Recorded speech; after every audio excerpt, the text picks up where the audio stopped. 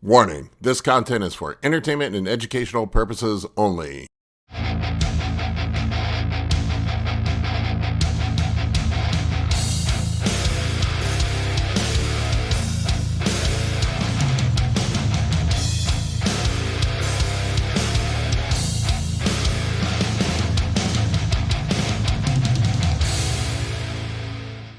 All right, folks, Big Paul here today, if I can keep from losing my voice, with the one and only Daniel Coffeen, Mr. Posing himself. What's up, Daniel? Hey, Paul. Thanks for having me.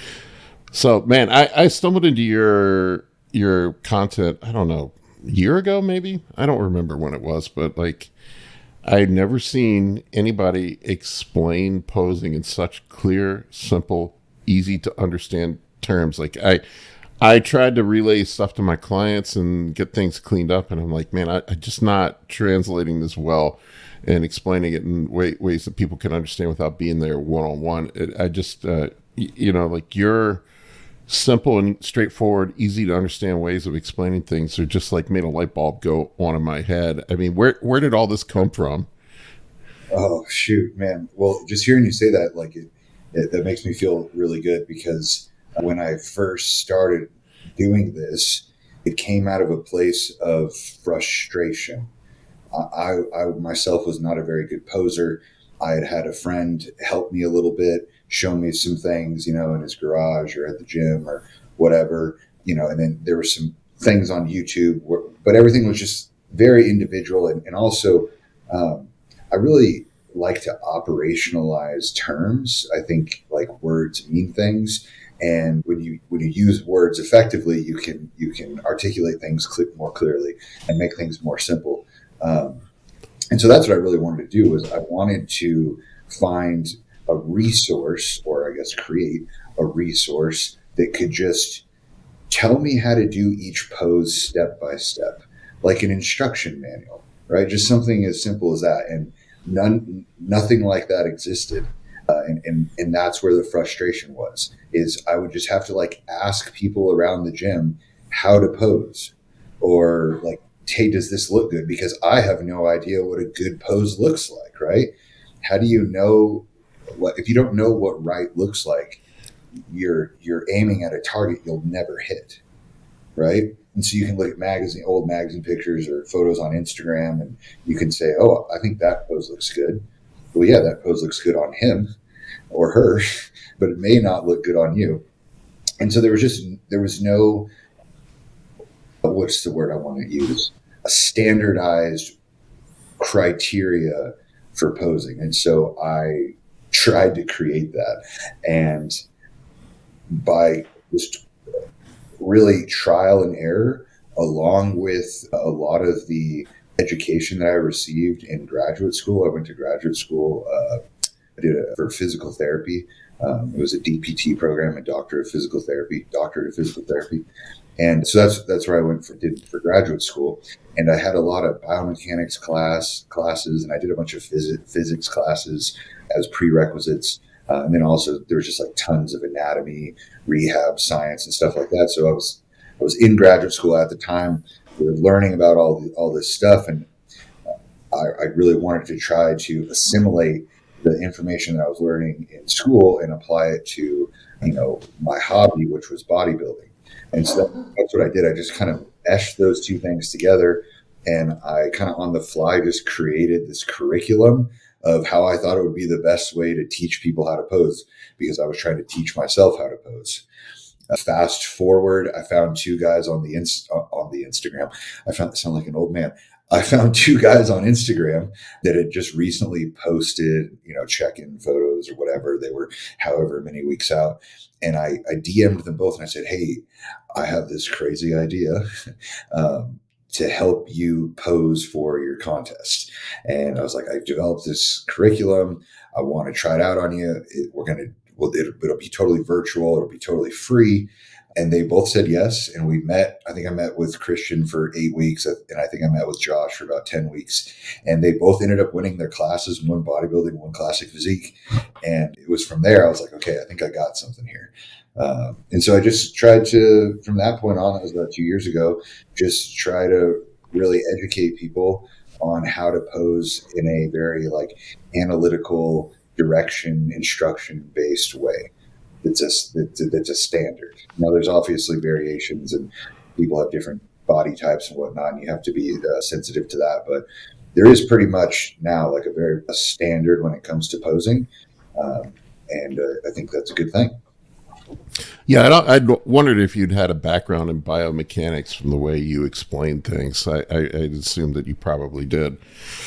It's interesting too, because I sort of had the same thought that you did. I noticed a couple years ago that there's just nobody that seems to have any programized or standardized presentation on posing. I couldn't find it anywhere. Like, I was looking for myself. I'm like, wow, I mean, somebody could capitalize on this if they put together some good thoughts. It was just individual posing coaches. I also, like, I see it with my own clients. Guys severely underestimate how much of an impact posing has on their placing at shows.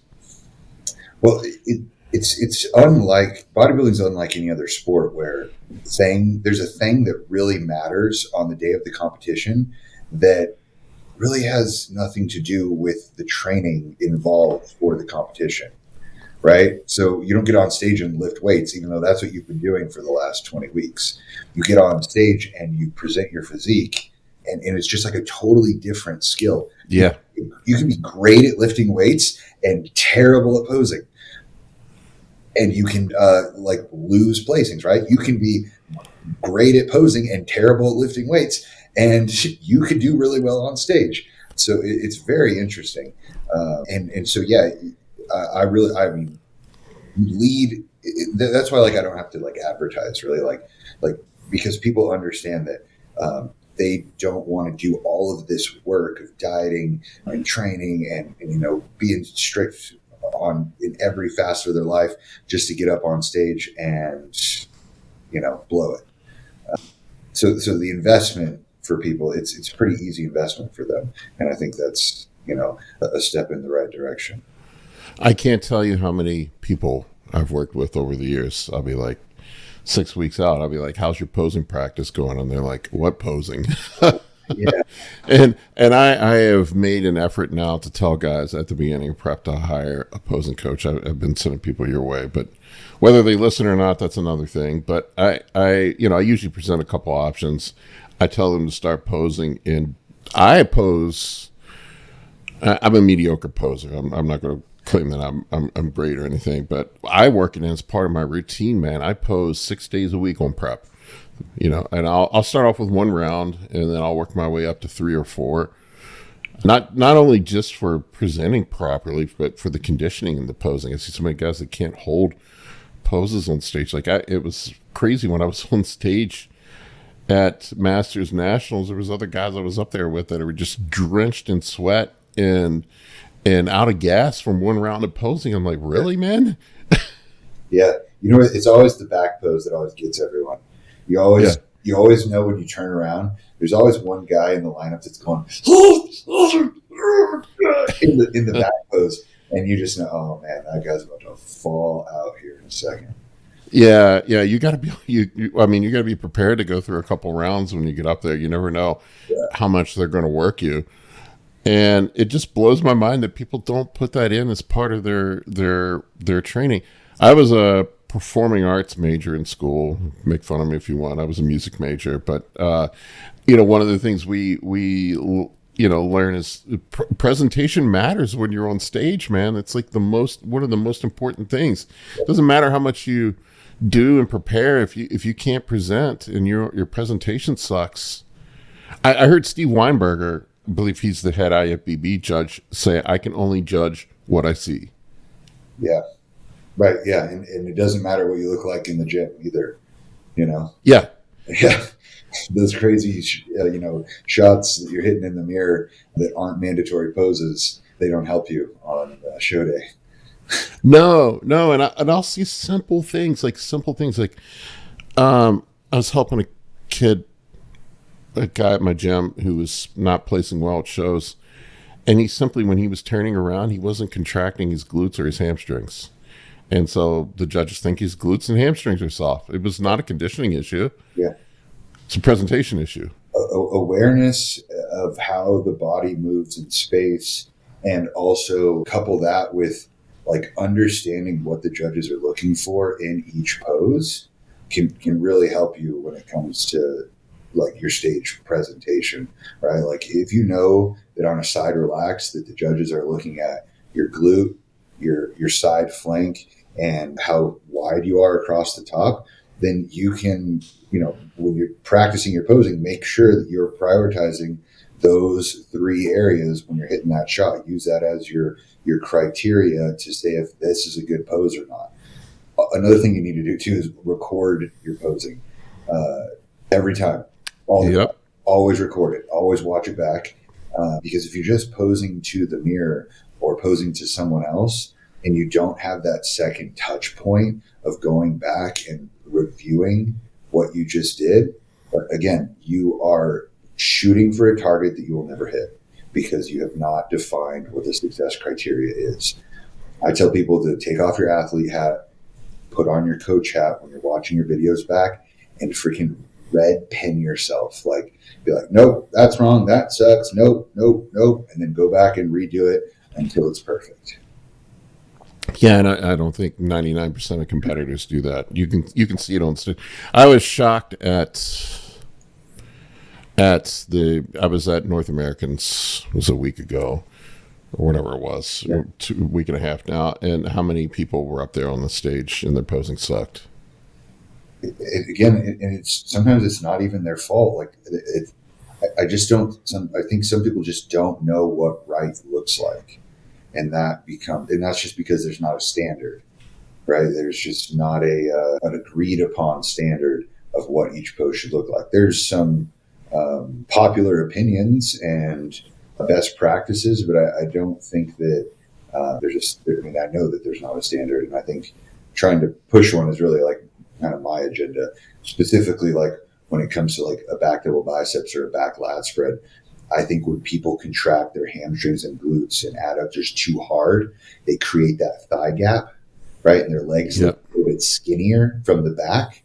And then you have the other guys think like Samson Dowda. He does it. He kicks his glutes back, his hips back, and it fills everything up. And those adductors are really big. His glutes don't have like any lines in them. They're just like big and full, but there's no thigh gap. There's just lots of meat. And I think the correct way is like those are both extreme. The correct way should be somewhere in the middle. But I know for a fact that some judges like it when you pull those hamstrings in as hard as you can and just show all that condition, even if you're losing the size. They think that's a better look. I don't subscribe to that, but again, there's no standard. So which one are you going to do? Right. It was interesting. Do what the judge likes, not me. Yeah, do the one the judges like. I had this year on prep, I can't name names, but I had a guy that's a pretty high level judge help me with my posing through a lot, and there was a lot of stuff that I had in my head that I thought was important, and he was like, "Yeah, don't worry about that." Yeah, he's like, do this instead. And what would be great is if you could go talk to another judge and say, "Is that true? Like, yeah, do you feel the same way about this?" And if the answer is yes, then there you go, right?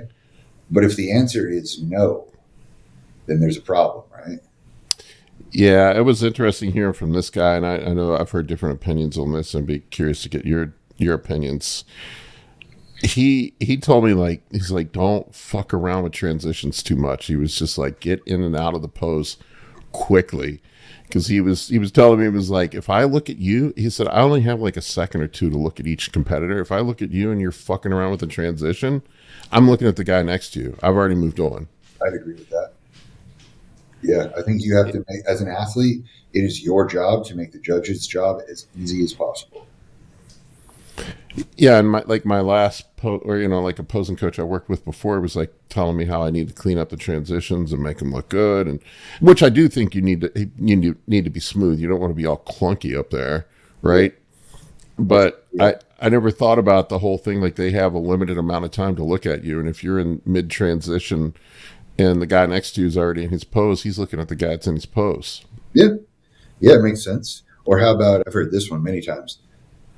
Which most muscular should I do? the answer was, well, if you have two, I'll look at you twice. Yeah. Well, that's good. I guess I'll have two most musculars forever, you know? Yeah, I do too. I do the hands clasped and then the hands on hip. Same thing with favorite classic. I call it the Bumstead effect. He's so great up there. Like, he doesn't stop moving on stage. He hits poses, he sticks them, and then he hits a little secondary pose or an alternate pose, and the eyes go right back to him. Yeah, he's one of the best posers, I think, in bodybuilding. Yeah, I mean, I'm sure like there's obviously like people that rival like his abilities on stage, like performance wise, but just the way his whole physique flows and the way he's able to present it, it's obviously unbeatable. I was at the Arnold Classic this year, and Wesley Vissers won the Arnold, and that was the one thing I noted about him when he was up there, is just how smooth his posing was and how well he presented his physique. And he didn't win the Best Poser award. I think it was what's his name? Won the Best Posing award. But I just thought that for his physique, like, he just did an excellent job of hiding his weaknesses and presenting his strengths. It was really well done. All those guys are such professionals at that level. Like, they get it. They understand the eyes are on them. They don't disappoint. I mean, clearly he'd put a lot of work and effort into it. When I interviewed him, he says he poses a lot. And I heard I think he said his mother is a ballerina or something, and his mom helps him with posing. I mean, it makes sense. I think they all have like some just really good, habits that they're following because they're professionals. I'm thinking about taking some, like, I don't know, like some modern dance classes or something to kind of help me be a little bit more coordinated. I need something for sure. Yeah, I think for movement, I'm a big clumsy guy. I think for movement, that definitely helps. And a lot of older guys, like I see in your backgrounds in physical therapy, I know another thing that limits me, and I see a lot of older guys get limited by, is range of motion, ability to just move. Mm-hmm. Like for me, like it's another thing that you probably need to work into your training as you get a little bit older, is to be able to make sure that you can even get into the poses. Like for me, I have really poor shoulder mobility, and it really makes it hard for me to do any of the bicep poses. A side tricep is pretty much a distant memory for me after about 2 months post show. Yeah, because when you get filled up, I can only hit a side tricep about 2 months out of the year. Can't reach your hands behind your back. Yeah. But a funny thing, I've run into lots of mobility issues, with all my thousands of client encounters at this point. I even have a mobility vault which is just like a bunch of videos of my most commonly prescribed mobility exercises. I have that available for purchase. It's a pretty cool thing. If you want, you can just DM me the word mobility, and it'll get sent to you. Hey, it's a good thing I brought it up. This wasn't even planned, folks. Yeah, there you go. But the thing that I have found that has been the most helpful for getting people into poses, give it mobility restrictions, or really there's two types of movement dysfunctions when it comes to like regular healthy adults. You have mobility deficits or you have motor control deficits. Mobility is like ranges of motion. Like, can you get there or not?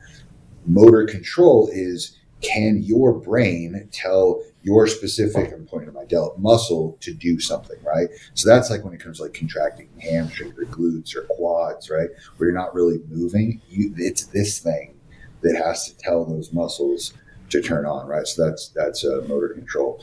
But when it comes to mobility, the thing that I find is the most limiting for people isn't so much that they're like have a frozen shoulder or their thoracic rotation sucks. It's usually that their breathing sucks. And yeah, that's a good point. And they're just so turned on and sympathetic when they pose because they're treating posing like training. That's bodybuilder logic. Is if something is difficult, then the solution is 100% try even harder and muscle yourself into the pose and strain something and then say, yeah, my mobility sucks. I can't get my elbow back. Well, the issue is the whole aura, the environment that you're in, right? If you're in a much more calm, relaxed, meditative state, your range of motion will improve. 10 degrees improvement in external rotation in a shoulder after 10 deep breaths, it happens to almost every single person alive. You can get 10 more degrees of range of motion if you take 10 deep breaths and just chill the F out. I'm dead serious. We did it all the time in the clinic. And that's a great place to start. I'm gonna build upon that. Is I take that even one step further. I tell people to hit poses without flexing. I just tell them to stand there flaccid in a front double bicep or a front lat spread. We flare, and then I say, okay, turn everything on. And they go, oh my God, I've never been able to do that before. And it was like, well, the reason you've never been able to do it before is because you have been flexing yourself into trying to get into poses, and you can't get into them because all your muscles are turned on and you're restricting your ability to move the joint, right? So if you can just turn all that off for a second and just relax and just stand in the pose, you can hit the pose. And that's probably why dudes are gassed out too. Yeah, they're flexing. So the posing should be the easiest thing that you do up there, right? Like you just squeeze a little bit. You don't have to hit things hard. You breathe appropriately. If you have a good breathing plan, that's something I work on a lot with my clients, is having a breathing strategy for their comparisons, for their 30-second routine, for their 60-second routine. My clients know exactly when they're going to breathe before each pose, where they are. They know it because we practice it. They write it down. It's negligent to go on stage without a breathing plan. If you don't know when you're going to breathe, like think about a swimmer, right? A swimmer who's going to swim the 500 or the Olympics just happened, right? Like if you don't think they know exactly when they're going to breathe through every single point of that race to be as fast and as efficient as they possibly can, you're crazy. They know exactly when they're going to breathe. Yeah. That's seconds off and that's where it is. I was in the military, right? Snipers. They are trained to, what do they say, pull the trigger in between heartbeats. Like it's obviously an exaggeration, but you pull the trigger in between breaths when you're at the most still, when you're at the most calm, right? Posing is no different. You hit those poses in between breaths, and then you move on to the next one. I know this is goofy, man, but I've always been very aware of breathing. I mentioned that I was an arts major in school, but I played the tuba of all things, and playing that big ass instrument, man, you got to be very aware of your breath. Like have to know when to breathe, and when it phrases into the music. So I'm constantly aware of breath, and it also has a huge impact on your control of your midsection. Yep, which is important on stage. Yeah, very important. And that's why breathing, like with intention, is super important. Save those big gasping belly breaths for the back poses. Yep. When no one's looking at your belly. But if you're in your back pose going, guess what you're not doing? Breathing. Yeah, I think I heard Milos Sarcev talk about it one time where he said that he could pose all day, and he had talked about how you want to be contracted just enough to make the pose work, no more. It's all about energy conservation. Yeah, the judge cannot tell if you hit a pose at 80% or 100%. I did jiu-jitsu for years, and that's another thing that I took from that too, is energy conservation. Like the guy who is tense and not breathing on the mat always gasses out first, and you can wear somebody out, even bigger guys, you can wear them out by just playing that game with them. Yeah, it should be easy. It should be. I tell people to treat your posing like golf, right? Like if you're topping the ball or slicing the ball or not making good ball contact, the solution is not choke up on the club and swing as hard as you freaking can. No, that's my strategy. Yeah, that dog ain't gonna hunt. You don't do that.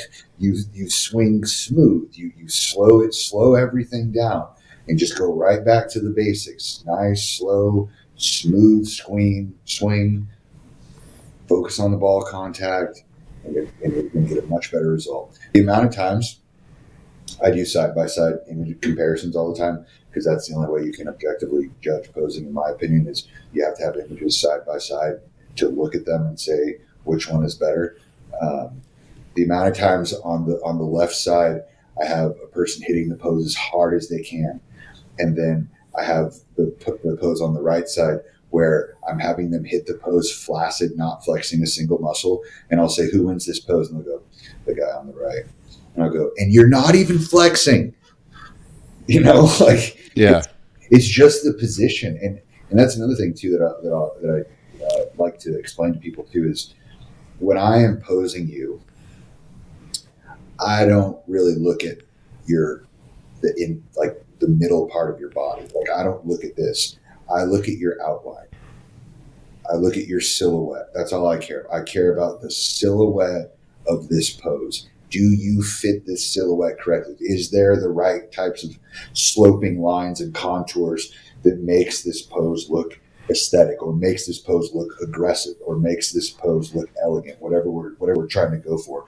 There's different ways that you can move the body to achieve those different types of poses. And as long as we're doing that, like, that's what I care about. So a lot of the times guys are like, oh, well, like, I just ate, like, I'm not really sure. Like, I'm like, dude, that doesn't matter, right? What matters is that outline.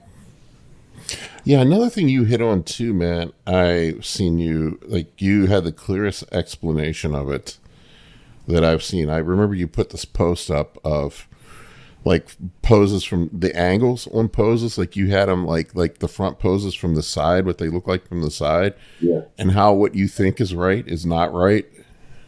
Yeah, poses from the side is something that I'm really proud of publishing on the internet, because it was so challenging for me initially to coach people to push their hips back to the point that I wanted them to, especially over a virtual call. Like, it's a two-dimensional figure, and I'm saying push hips, and say. So I finally just started turning people around to the side and say, okay, this is how we got to do this.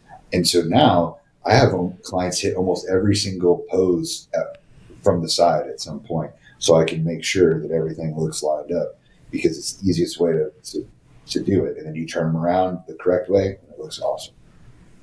Yeah, that was very, very clever, ingenious way of explaining it. And I actually send that, like, when people send me their check-in pics, man, I send that a link to that picture you put up, and I'm like, you might want to give this guy a call. But this is how you do it, because I'll see it in their check-in pics. I'm like, nah, man, that's wrong, the way you got it right now. Yeah, it's real. Posing is very interesting. Another thing I find myself saying that's kind of funny is, if it feels good, you're probably doing it wrong. Yeah, that's a fair point. I mean, like, especially some of the side poses. Oh my God, man. Yeah. Like the way you have to contort yourself. Yeah, you got to make sure that you are touching both extremes. It's like side poses are all predicated on rotation, right? It's like, think about a side chest. You need your lower body to rotate, let's clockwise, and you need your upper body to rotate counterclockwise. And if you don't match those two different rotations together, like if you apply more force in your legs and less force in your upper body, you get all off balance. So you have to make sure that the body's balanced. You have to make sure those two things are even. Yeah, I remember side chest when I first started doing bodybuilding was like a hard one for me to figure out, because like you said, you have to be rotating in two different directions at once. Rotating two different and then the activations of the leg are nuts. Calf on, hamstring off, glute on. Yeah. This is really tough. Yeah, I mean, I'm not saying I'm still 100% with it. The one I worked hard on this off season that I had, like, that I just killed me in my last show, the judges told me, was rear double bicep. And And yeah, and a judge told me, it's like, this is like, you're thinking about it wrong. He's like, this is not a bicep pose. This is a back pose. Yeah. We're judging your back, man. Yeah. And again, so that goes back to, do I understand as an athlete what the judge is looking for? Right. Like if I think that if I take the pose literally, they're going to be looking at the backs of my biceps. Right. Like that's the name of the pose. But yeah, it's so much more than that. It's so much like you got to make sure you're manipulating the shoulder blades correctly. You got to make sure your chest is arched, your head is in the right position. The thing I see with the back double biceps more than anything is kind of a disregard for the most optimal or correct order of operations. So think like back in school, right? Math class, like you had to do the parentheses and then whatever, please excuse my dear, and whatever, exponents. So setting up a pose is no different. So in the back double biceps, so you set up the legs. Right? I have a whole bunch of steps inside of that, but for time's sake, you set up the legs first. And then the next thing you do is you set up your chest, then you set up your head, and the very last thing you do is set up your arms. Yep. This is a huge mistake that people make, is that they set up the arms first, and then they're trying to crank their head back and lean back with their back, but they can't because they're flexing their back already. And so then the lean comes from the hips, or God forbid from the knees. And then the whole pose, they sometimes fall over. Like just becomes like madness when all you had to do was, build the pose from the ground up. Legs, torso, head, and then the arms. For every pose, if anyone takes anything from this podcast, the last thing you manipulate is your arms in every single pose. Don't do the arms first. Do them last. Yeah, I kind of went like exactly what you were talking about. I completely changed my setup. I was doing it exactly the way you said, and I was making my back look smaller. And I flipped it and did it just like I would set up a rear relaxed pose, then got my arms in place. And that's another thing I can't believe I even forgot. Don't flex super hard in your back double bicep, because if you think about the anatomy of the back, right, when you flex all those muscles, makes it smaller. All those muscles come to midline. Yeah, they come to the center and they condense you down, and your silhouette, right, your outline, it gets smaller. So if you're just sitting there, and it's the same guy that we keep going back to, that's in his back pose going, he is just making his back so small, it's just ridiculous. That was me. You got to make sure you're opening up, and to open up, you don't have to flex very hard. Yeah, the judges were telling me like I made a big improvement from my back width from show to show, and I'm like, I only had 4-month off season. I didn't grow my back that much. It was just my posing sucked. I fixed that part of it. Once again, presentation, man. If you can't present it, it's not going to work. Right. That one seems to be, the rear poses to me seem to be the ones that get people the most.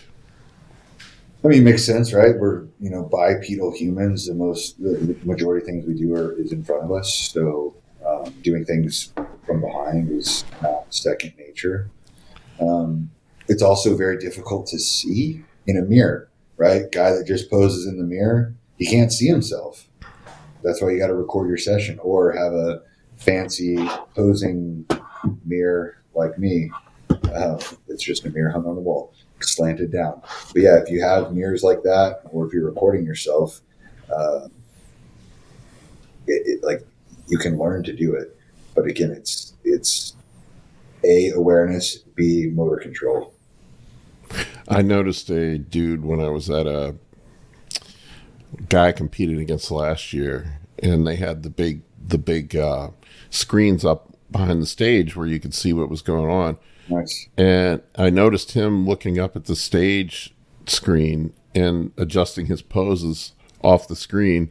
And that never even crossed my mind to do that. Smart. For like he was getting the lighting right, and like we were talking about it after the show, and he's like, "Yeah, man." He's like, "You should be looking at that."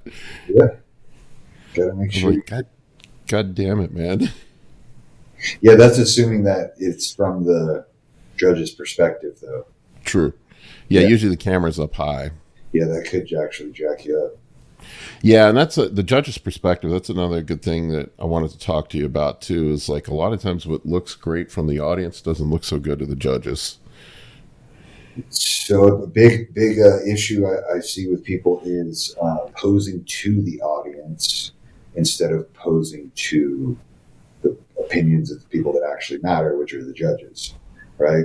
And you see it, well, I see it in posing sessions with people is I'll have them have their tripod with their camera in front of them. And then I like to put a mirror behind the phone so that they can see me on their phone and they can also see themselves in the mirror behind the phone. And so what I'll often see is people will pose like a front double bicep and they'll stop looking at me and they'll look at themselves in the mirror. But and that's fine, right? There's nothing wrong with that, adjusting yourself. But you have to remember that that person in the mirror is not who you're posing to. You're posing down to the judges here. So you need to have a little bit of a downward pitch to the phone or to the judges to make sure that you are in an optimal position. Because if not, the judges are going to get this like up angle of you that is not flattering to anyone. Ask any girl. Try to take a photo of her from down below. She'll be like, do not take that. Yeah, they don't like that. Yeah, I see a lot of guys do that. A lot of young guys, like I'll help out, where they're leaning back on the front poses. Like a front lat spread? Yeah. Oh. Yeah, they're doing that. And you actually make yourself, because of the perspective, smaller. You're further away from the judges. You're making yourself look smaller. Your upper, like if we're talking front lat spread and you're leaning back, or like an ab and thigh where you're leaning back so you can contract your abs harder, you're pushing your upper body away from the eyes of the judges, which is making your upper body smaller. But then here, Paul, here's the part that screws you the most. You're pushing your waist forward toward the judges. Yeah, that's a good point. Now you have a big waist and a small upper body. That is not a good combo. When you could have, if you pushed your hips back and leaned your upper body forward, you could have a small waist and a big upper body. Yep. The difference between those two just pelvic and rib cage alignment things is, it's not the difference between first and second. It's the difference between first and fucking last. Like, it's insane. Yeah, it's pretty dramatic. Yeah. Maybe not last. Maybe second call out. But still, not good. I mean, I see dudes screw that up I'll see it both ways, man. I'll see the guys that are leaning too much forward. And then, but usually it's guys leaning back. Usually that's the first instinct. I don't know why. I mean, that's just sort of like our natural instinct is to lean back. I guess stand tall. I don't know what it is. For a lat spread, it's trying to get those lats to flare. They pull their hands back behind them, and then they're trying to pull those elbows forward, and that gets those lats out. Now, when it comes to ab and thigh, the logic is sound of pushing your hips forward and your upper body back, because doing that brings the abdominals, the rectus abdominis, it brings the point of insertion closer to the point of origin, which is how you contract a muscle, right? Point of insertion goes toward point of origin. That's how you contract a muscle. Same thing is happening in your abdominals.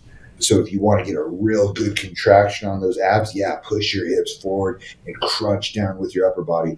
But the problem is that waist is coming forward, and it's your abs, might feel like you can contract them really hard, but you are losing the pose. Yep.